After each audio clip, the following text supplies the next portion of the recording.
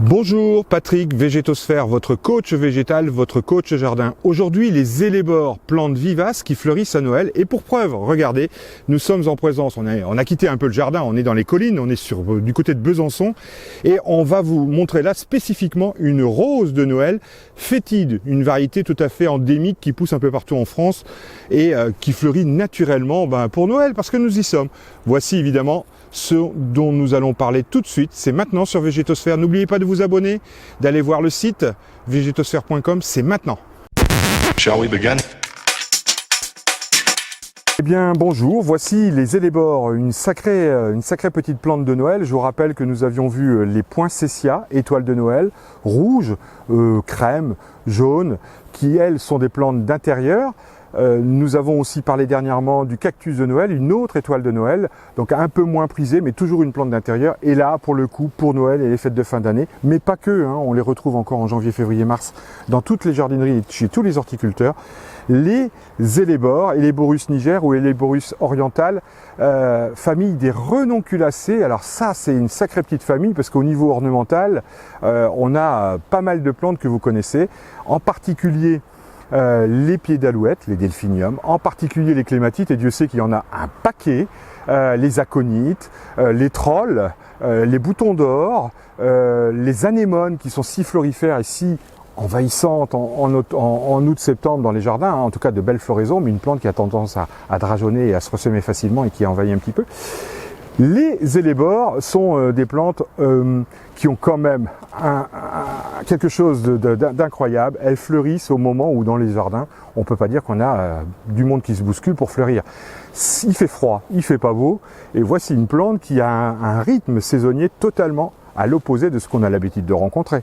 Figurez-vous que si elle fleurit entre décembre, janvier, février, voire mars, avril pour les toutes dernières, parce qu'elles peuvent remonter comme ça en termes de floraison, pour les plus tardives, eh bien, au milieu de l'été, août-septembre, je vous conseille d'ailleurs de mettre un petit pic, parce que, grosso modo, à part quelques bourgeons qui dorment, il n'y a presque plus de feuilles, elle dort. Donc, pour ne pas commettre l'irréparable, le coup de fer de beige dedans, mettez toujours un petit tuteur, ça c'est le truc végétosphère, pour les repérer, parce qu'évidemment, elles ne sont pas très vives en été. Leur rythme saisonnier fait qu'elles reprennent du feuillage au moment où la plupart des plantes s'endorment et elles fleurissent donc au milieu de l'hiver. Ça, c'est le grand intérêt. Les orientales ont ceci de particulier, et là je vous en montrer quelques-unes en photo, ont ceci de particulier qu'elles ont une capacité à se multiplier, à se ressemer, à se naturaliser dans les jardins qui est assez exceptionnelle.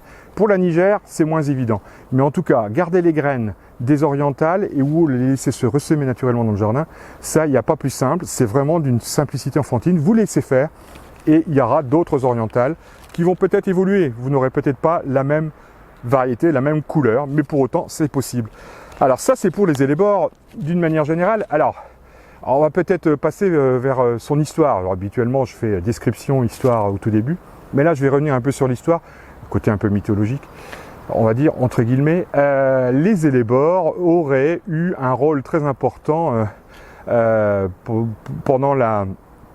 pour les rois mages, quand ces derniers se sont rendus vers Nazareth, vers Bethléem, pour la naissance de Jésus. Eh bien, un roi mage est moins fortuné que les autres, a pleuré, et dans le sable a germé une hellebore qui s'est mise à fleurir, et évidemment, il l'a emmenée. Alors, la Niger, c'est peu probable, parce qu'elle est vraiment plutôt continentale et froide. L'orientale, comme son nom le laisse supposer, pourquoi pas? Mais enfin, ça relève évidemment un peu du mythe. C'est toujours intéressant d'avoir ce genre de petite histoire, ça embellit l'intérêt de la plante. Voilà pour les hellebores et leur descriptif, leur généralité.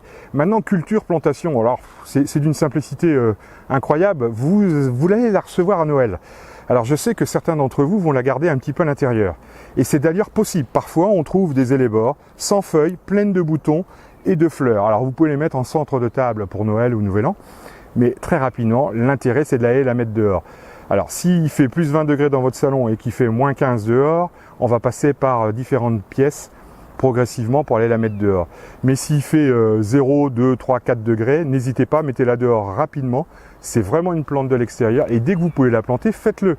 Du moment que le sol n'est pas bétonné par le gel, plantez un petit terreau de plantation, un terreau universel, et la chose est dite. Et si vous avez des petits soucis en disant ça va peut-être pas reprendre, moi je vous conseille toujours un produit totalement naturel, le stimulant racinaire, parce que ça marche très bien. C'est bio et ça permet aux racines de foisonner pendant l'hiver. Et là, la réussite est au bout, je vous garantis. Pour terminer avec les élébores, pensez à apporter régulièrement des engrais.